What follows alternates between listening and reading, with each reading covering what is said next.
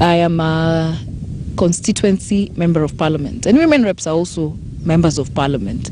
And I think it is very clear that we all have roles that we play. I don't know even which category of MPs want the women representative seat to be scrapped. And it is for these three reasons. One is that, first, it's in our constitution. And there was a reason why we said we need affirmative action. If anything, the women rep seat has a sunset period of 20 years. We've just done 10 of them. And the reason why it was put in our constitution was so that we could give women an opportunity to show that they can also lead. And saying that, oh, these seats have to go, there's nothing that they're doing. I am a constituency member of parliament, and I do not support that. The removal of women rep. We needed to show that women in the Republic of Kenya can also be leaders, and we all have roles to play. It's in our constitution. That is the argument, part of the argument that is being given on the proposal to scrap the position of women representatives in the country. So tonight, it is exactly 39 days before Kenya marks 9 years since the promulgation of the 2010 constitution. A new dispensation that transformed the leadership structure of the country from a centralized system of governance to a devolved one. In 2013, Kenyans elected 47 women representatives for the first time, with the aim of increasing representation of women in parliament. Well, this remains part of the affirmative action as Kenya struggles to realize the two-thirds gender rule. But since 2013, woman representative position has drawn criticism and support in equal measure. Critics have described the post as a waste of taxpayers' money, which heavily adds to the wage bill burden. And now there are talks of completely doing away with the 47 slots after the next general election. So the question we are asking this evening on The Big Story: should they remain? Should they go? That is a conversation we are having on The Big Story, and we'll be doing that in a couple of minutes. We will be speaking to Titus Hamala, who's the Member of Parliament Lurambi. We will also be speaking to Dr. Pamela Odhiambo, who's the Migori woman representative, just to pick their minds on this entire conversation. But before we get there, let me bring in our lead reporter, Sophia Wanuna, who is speaking to Governor Alfred Mutua, Machakos Governor. Sophia, good evening. Can you hear me?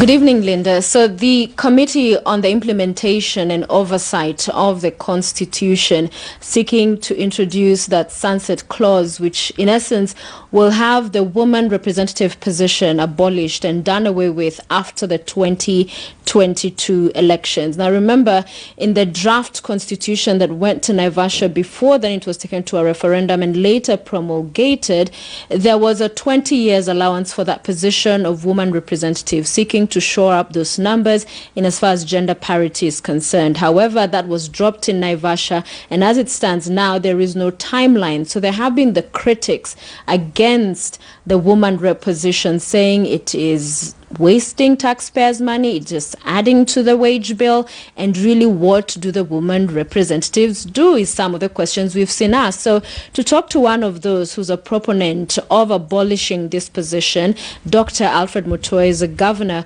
of Machakos County. Thank you for making time for us. So we've had many reasons given out there. Let's begin with why you think Kenya should scrap the woman rep position. Thank you very much, Sophia. You know, the position is redundant. Because what is representation?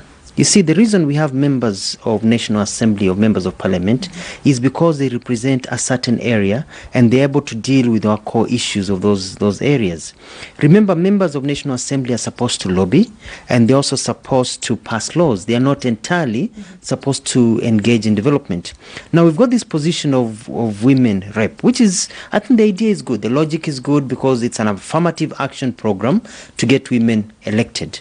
Now, what message does it send? It sends a message that, one, women are underrepresented and maybe they are being pushed down by men, but also it sends a message that women are not capable of getting elected by their own right, which is not right, because you find people like Beth Mugo, Charity Ngilo, you find even my opposition member there, Wavina Ndeti in Machakos, Naomi Shaban in Taveta. We've had very many women in their own right as women get elected as members of parliament. So it is possible for a woman to run and be elected. So this idea that you need to have a special seat for women is null and void. Now, furthermore, we have special seats that are allocated to women that are nominated. So here we've got women county, women rep, plus now nominated women. So we find that we've got a redundant, we've got too many members representing one group. So what are they supposed to do for that one group? So if we are thinking about reducing the number of members of parliament in our country and cutting down the costs, the wage bill, and putting more money into development, some positions will just have to go. And we have to come up with clever ways of involving women in governance. Yeah, because on one hand, the argument would be the electorate majority is women, and we are coming from a point of historical marginalization of women. So to say scrap this in a Kenya where 4 attempts to operationalize a not more than 2/3 gender rule has failed would be to really claw back on the constitution and what Kenyans wished for when they promulgated it. I think you've made the point then. The point is majority of the people who passed the constitution were women, because women make the majority of voters in our country today. And women choose. If women choose not to elect women, that is not the fault of others. It is women. But also we have to realize that many women don't get elected because as a society, women are not as powerful as men financially. And so they don't have the powerful financial muscle to be able to compete. So we've put all those in scope. So it's not against women. But what we're saying is, what other ways can we do? And we are proposing retain the nominations where women are nominated, but let's get rid of these 47 positions that are costing us taxpayers money and doing the same thing as these other 8 MPs. I proposed when I met the BBI team, and I said, why don't we create a constituency just for women? So that if Machakos, for example, here we have 8 constituencies, why can't we have one just for women? Or if we have 6, why do you have 1 for women? Whereby it is rotational. So if this election, this is only for women, next election for women. Therefore, you know that in every county there's going to be an elected woman without adding another position. So they're actually running for one particular seat. So there are many ideas we can come up with, because the end of the day is to cut the cost. Because, hey, the truth is Kenya, we are overrepresented. I don't know, how many members do we have in Kenya? We have 416 in total in both houses. We have 416 members in Kenya with a population of approximately 49-50 million. Tanzania, on the other hand, they are over 60 million and they only have 357 members. So we are a smaller country, yet we have more members representing us than a bigger country like Tanzania that is even broader in terms of the land mass size. So you can find, how come even Tanzania has Zanzibar, they have to accommodate Zanzibar, they have to accommodate the islands of Pemba, the mainland, and yet they have fewer members representing them than we do in Kenya. So just because we have more members does not mean that we have democracy. But the other concern then would be, sir, why talk about the wage bill and needing to cut down on that and the numbers of representation when it's the women? Because the question would be, even those numbers of men in parliament, in 416, not even perhaps 100 are women, the question would be, why not start thinking of other ways to cut down there? And even the other layers we have in as far as devolution, because we have 6 layers from the very top of leadership. So isn't this seen as just purely targeting women, that patriarchy that is now being seen in this proposal? No, not really. It's not just about women. We are looking at what positions are there that can actually be gotten rid of without affecting the ship per se. If you are sailing somewhere and you've got some positions and they're not affecting the ship, you get rid of those. I also think we have too many members of county assembly. I think that wards should be maybe made slightly larger, so that every constituency, instead of having 4 or 5 wards, most of them maybe have 1 or 2 wards, so that we have fewer members of county assembly. So we are not just talking about about members of or women rep. And let's note that there'll come a time when you'll say, wait a minute, what about ward members? Should we to have a member of women rep, a women rep for wards, as we have for counties. But we've got women who are running as MCAs and they're winning on their own right. So what we need to do is to find ways of empowering women so that women can actually run for office and win. Yeah. And women are capable. Women are not weak.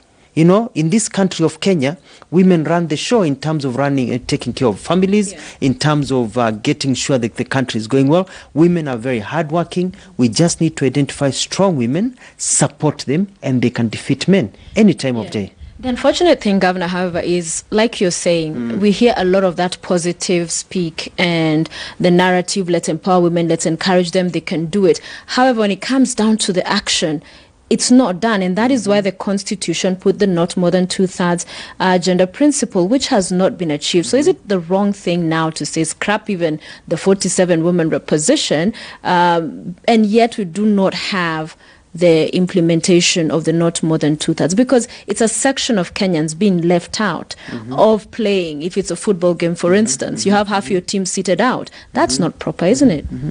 But you see, the concept of affirmative action should only last for only a certain period of time. It cannot be forever. And the reason of affirmative action is actually to pull people up through society. If you look at Scandinavian countries, for example, you go to Sweden, you go to Denmark, you go to Finland, you find female prime ministers. You go to other countries, there are women. In Australia, women aspire and become prime ministers, not through an affirmative action. But it was that way in the Naivasha draft, which was then dropped. Yes, but women can actually fight for those positions. And if you ask, women should not wait for men to fight for them. It's like youth waiting for the older generation to fight for their space. I'm running for president in 2022. I'm going to sit here and hope that the older gentlemen will give me space. I have to create my own space. If you look at the issue of voting, for example, women are not being allowed to vote in the United States, in Europe. It is not men who are demonstrating. It is not the men who pushed for the law to change. It was women. So women themselves have to realize that in this day and era, they have to fight for their rights.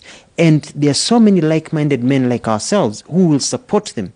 But if they expect other men to rise up and look for money for themselves, it will not happen. Yeah. This does not mean that we have to continue with a bloated government. We have to continue with positions that we really don't need for our people. Let us remember, we don't have much money. We've got millions of youth seated at home, well educated, cannot get jobs. They are staring at their parents. We've got roads that need tarmacking. We've got kids walking around with yet Kenyans voted for this constitution with a woman representative. We did vote for them. We did vote for those positions, but that does not mean that it cannot change. So that does not mean that we cannot look and say, wait a minute, we meant well, but maybe we need to change how these things are operationalized.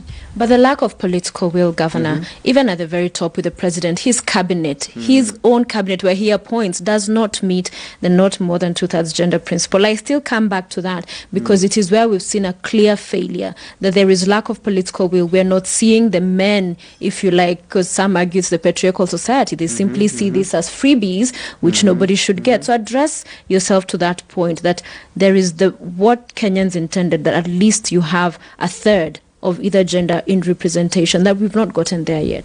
Yeah, but you see, the issue is, because we said we need a third of representation, that does not mean that you have to create more positions to accommodate the third. Are you getting me?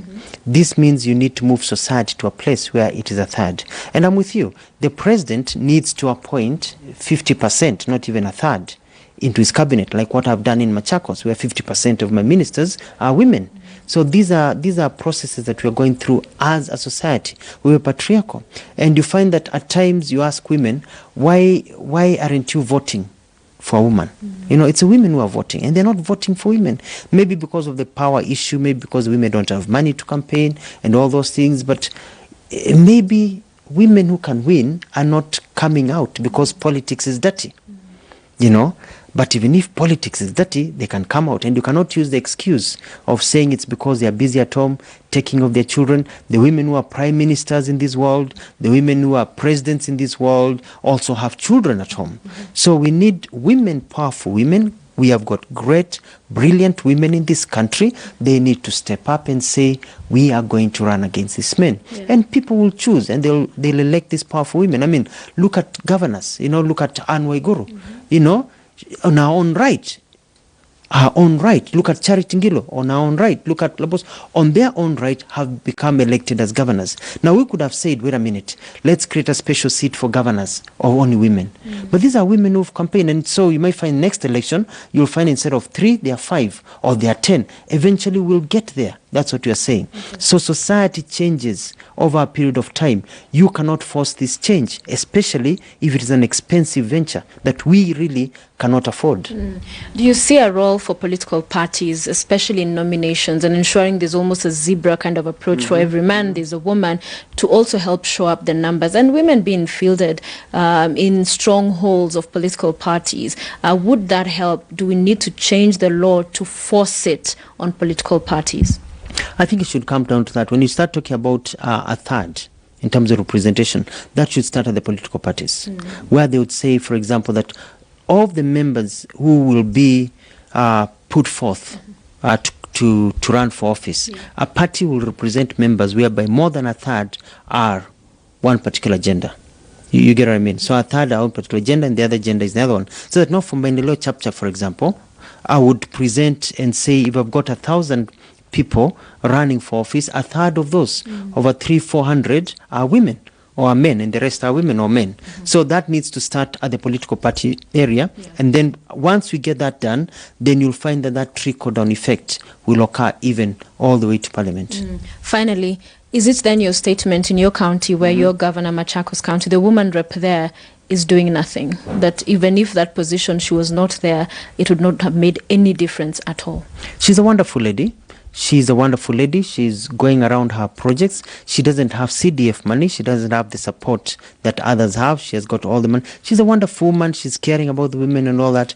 But what she's doing can easily be done by others. What she's doing can easily be done by women groups. What she's doing can be done by MCAs who are nominated, who are women, who are working in the villages and all that. So she's a good person. She's running for this office. It's a good position.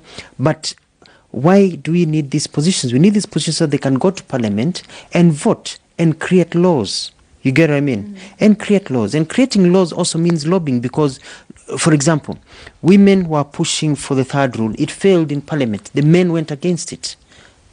Great majority of men went against it, despite there being women rep. Why? Because it's an aspect of lobbying. Politics is about lobbying. It's about changing ideologies. It's about changing people's minds. It's not just showering with numbers. Because even some women did not vote for the third rule because they don't believe that women need to be given special favors, that women can fight for themselves. I'm a person who believes in the strength of the woman. I'm a person who believes that women are just as intelligent as men. They're just as hardworking as men. It's only that society has not been able to afford them opportunities. If we give them opportunities, they can compete, but not doing them special favors that really do not add any value and that make people look at them as a weak agenda because the women are not weak at all. All right. Thank you very much. Governor Dr. Mutua speaking with us here on The Big Story. And a big misconception, by the way, Linda, that has been out there is that women representatives are representing women in the counties. That is actually not the case. But as to how far this debate will go, will this succeed? And even with the constitutional change conversations going on with the BBI and the proposals being taken there, if we do get to a referendum, it will be interesting to see what kind of proposals will be put out to Kenyans. But at the end of the day, representation of all, not more than 2/3, that's a principle that clearly cannot be sidelined, Linda. So first of all, a good number of women representatives are on record saying, we're going to shut this thing down, it's not going to go anywhere. But then there are also those who say perhaps this is a conversation that can be taken or should be taken to the BBI. Sophia Onuna, they're speaking to Alfred Mutua, Machakos governor, blowing both hot and cold in terms of where this debate stands. Should we or should we not scrap the position of woman representative in the Republic of Kenya? Let me now have this conversation with Titus Hamala, who's a member of parliament Lurambi, and Dr. Pamela Odhiambo, who's the Migori woman representative Mheshimiwa Odhiambo, let me begin with you. Let me get a quick reaction from you from what Alfred Mutua has had to say. He says, I mean, this is a position that is redundant. We don't need it anyway. And when Sophia asked about the woman representative in Machakos, he said she's a good person, but what she's doing can easily be done by someone else. Linda, that is very interesting, looking at my friend Dr. Mutua there. With all the due respect, I think he's camouflaging the real intent in him and the like-minded in beautiful words that sound polite and scholarly, but I don't think the position of the women rep is redundant per se. I like what the interviewer there was saying. I would like to remind every Kenyan that in the past we have had a long history of women struggling to tell or to make the so-called society. I wish Dr. Alfred Mutua could actually define to us what is society, because he's actually part of that society.